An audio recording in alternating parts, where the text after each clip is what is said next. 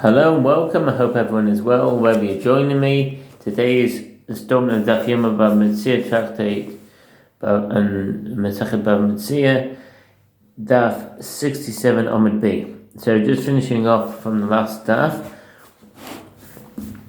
Avad Rav Ashi O Vada Bi Somim Ketanim. The Gemara states Rav Ashi performed an action in the case of this kind involving minor orphans, as though they were atolls. Even if the lender consumed produce equivalent to the amount of the debt, Rav Ashi would not collect the value of the produce from him, as this is merely a hint of interest, and therefore it cannot be claimed in court. Rav Yosef says in the name of Rava, with regard to this following type of mortgage, in which the lender holds part of the borrower's land and may consume its produce, Lacha depends on the local custom. In a place where the custom is that the borrower can repay the loan at any time, and the court removes the lender from the land, the lender may consume the produce only with the deduction in the amount of the loan granted to the borrower, equivalent in value to that of the produce consumed by the lender. And a Torah scholar, let's find the word, Suva Midrabanan. What's that? Suva Midrabanan. This is referred to a Torah scholar, particularly a young one.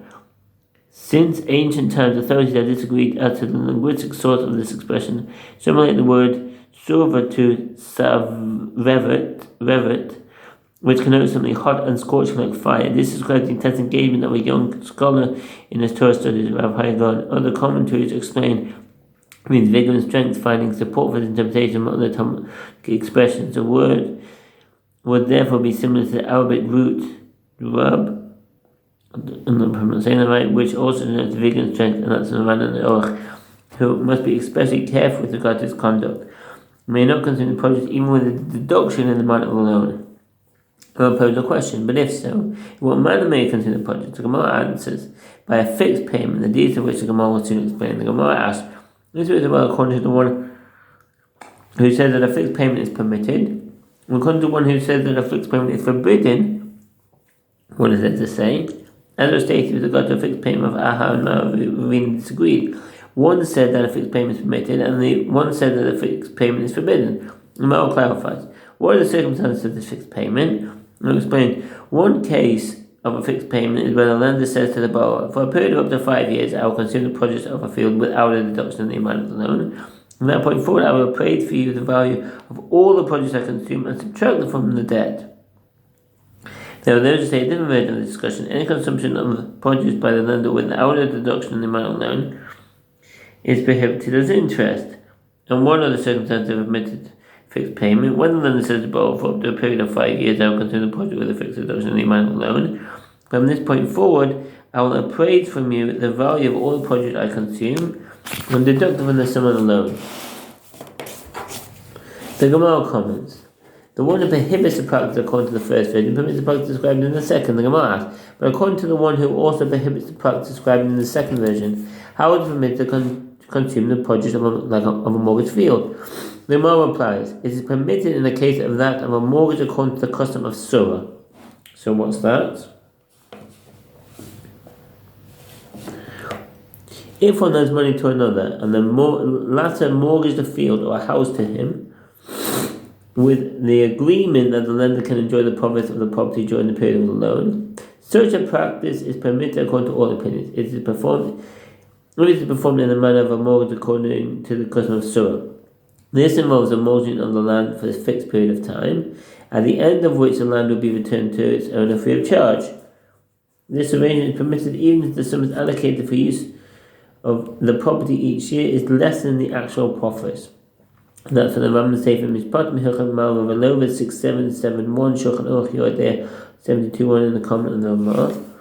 There are many different opinions among the authorities concerning the halacha of a mortgage. The primary difficulty is that several halachot are stated in this regard, and it is not always clear which type of mortgage is being addressed. Furthermore, it is possible that the terms are not always used consistently, or the expressions like deduction of fixed payment can have different halachic meaning. According to Rashi, in a place where the lender is not removed, it is permitted for him to consume produce with or without deduction in the amount of the loan, And if the custom is to remove the lender, it's permitted for him to take a field but not a house with a deduction in the amount of the loan, and if he does not deduct the sum from the loan, the part is prohibited as hint of interest.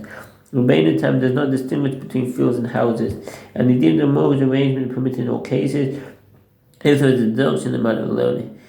His is the most lenient opinion. The Rambam's opinion is the same as Rashi's with regard to a mortgage with a deduction in the amount of the loan. And if there is no deduction, he maintains that the use of a field is prohibited as a hint of interest, while the use of a house is prohibited as fixed interest. The Rival and the Rif agree with Rabbeinu Tam that there is no difference between a field and a house.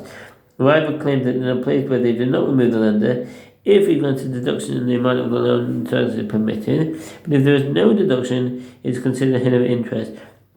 If the custom is to remove the lender upon payment and he grants a deduction in the amount of the loan, then the practice constitutes a hint of interest, and there is no deduction. And if there's no deduction, it's fixed interest.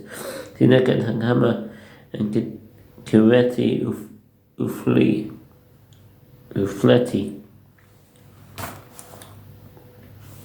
A city in Babylon in which there is written a loan document. Upon the completion of these years, during which the lender may consider the project of this field, the land shall leave his possession without money and return to the owner.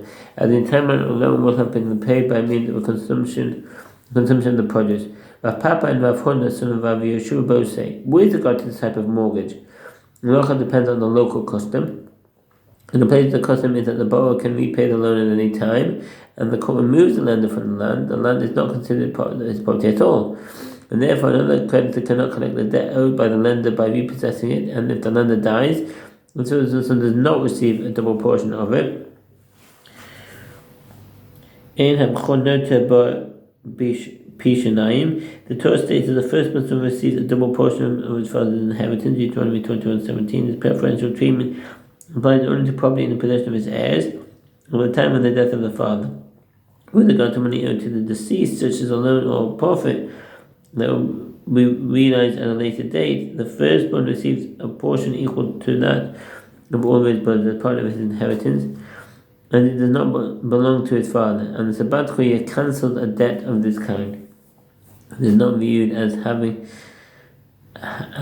already been collected, but in a place where they do not remove him from the land before the appointed time, even that is paid, then the land can be temporarily transferred to him, and the creditor can collect the debt owed by the lender by repossessing it, and his firstborn receives a double portion of it. If land mortgage for a loan was part of an inheritance bequeathed by a lender, in a place where the borrower cannot remove the lender, the firstborn receives a double portion of the land, but in a place where he can remove him, he has only a portion according to that of his brothers and masters. The Rambam Sefer Potem, Chachamav 7:4, Shulchan Aruch 278:7, and basically does not cancel the debt. In a place where the custom is that the borrower can repay the lender whenever he chooses and takes the land, is considered breaking the loan, and therefore the debt is cancelled by the Sabbat Choyah. If he cannot remove the land from his land, the Sabbat Choyah does not cancel the loan. That's in the Rambam Sefer Mishpatim, Chachamav 7:4, Shulchan Aruch 67:2. Come to discuss this issue at length, as it is unclear why the Sabbat Choyah should cancel a loan given with an accompanying mortgage.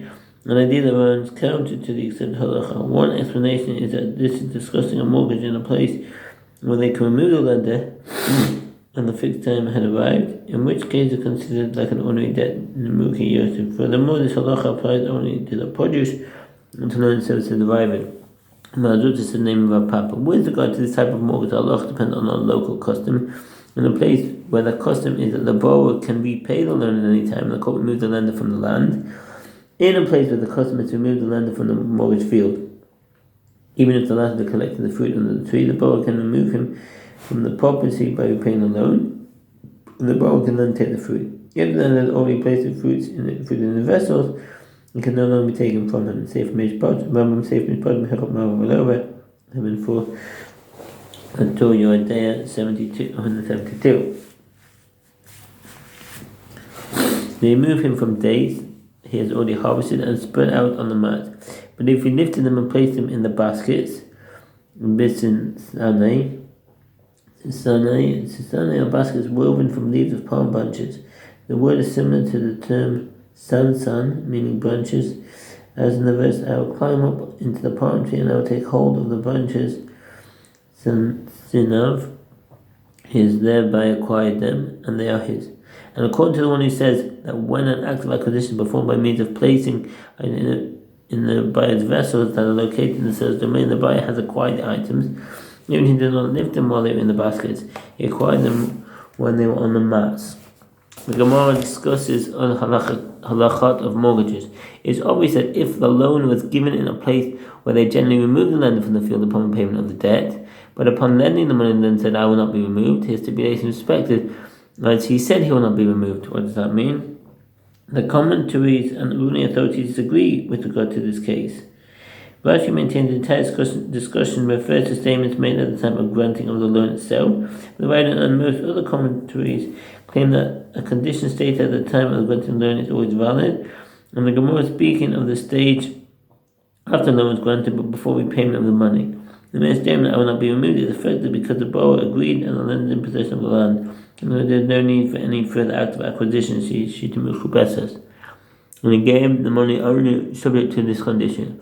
But if the loan took place in a place where they generally did not remove him, and he said, I will be removed, in a place where the custom is not to remove the lender, but the lender and borrower agreed at the time of the loan that he can be removed at any time, the condition is valid, and they both agreed to these terms when he gave the loan. If they did not come to this agreement at the outset, but only when the borrower came to repay the loan, such a promise is binding only if they performed an act of acquisition. Conversely, in a place where it is the custom to remove the lender, but before lending the money he said, I will not be removed, such a condition is binding even without an act of acquisition. The Bava Metzia Daf 7.4 Shulchan Aruch Mishpat 278.7. When the money is returned, what halacha? Is it necessary to perform a formal act of acquisition with him, or is it not necessary as the statement alone is binding? Rav Papa said, it is not necessary to perform an act of acquisition with him. Rav Sheshet, son of Ravidi, said, it is necessary to perform an act of acquisition with him. The Gemara concludes, and halacha is that it is necessary to perform an act of acquisition with him. The Gemara addresses another case. If the borrower said to the lender, I will go to get the money to repay you, if in a place where they remove the lender, the borrower says, do not consume any additional produce because I intend to pay you right away, then even if he did not have the money readily available, but he said he was going to get it, it is no longer permitted for the lender to consume the produce. And the Torah Day 172, the lender may not consume any more produce, or the statement is sufficient to remove him from the property. But if he said, I'm going to make an effort to get the money, and when I'm engaged in a dispute concerning the halacha, being said, the lender may continue to consume the produce until the borrower actually brings the payment, as he cannot be certain the borrower will manage to get the money. And Malzutra, son of Rav Mari, said, he may not consume the produce. The Gemara concludes, and halacha is that he may not consume the produce. Morally, Rav Kahana, Rav Papa, and Rav Asi would not consume the produce of mortgage fields, even with the deduction in the amount of the loan, as they were concerned about the possible violation of the prohibition of interest. Ravina would consume the produce with the deduction in the amount of the loan. Tosfot asks how this lenient ruling can be reconciled with the earlier statement that it is unbecoming for a Torah scholar to consume the produce of a mortgage field, even with the deduction in the amount of the loan. It seems the Gemara here is referring to a permitted type of deduction, such as a mortgage according to the custom in Surah and the like. For this reason, the Gemara does not speak in terms of prohibited and permitted, rather simply states that some did consume the produce and others did not, so derive it. It's part of a deduction in the amount of the loan. Malzutra said, the explanation for this practice of the one who does consume the produce with the deduction in the amount of the loan is just as it is in the case of an ancestral field. I feel that one inherits from his ancestors within his family holdings an empty soil. The Torah states that one who consecrates his ancestral field can redeem it from the temple treasury and return to for one seller, with 4 dinars for each year remaining until the Jubilee. I think Leviticus 27:16-19. The comparison is for with regard to ancestral field, Is it not the case that even though he consumed abundant produce over the course of years, nevertheless the Moshe one states in the Torah that he redeemed it 4 dinas a year, despite the fact that the produce is worth more? So that moves on to the next Amud 68. Wish you a very good day and peace in Israel. All the best. Bye.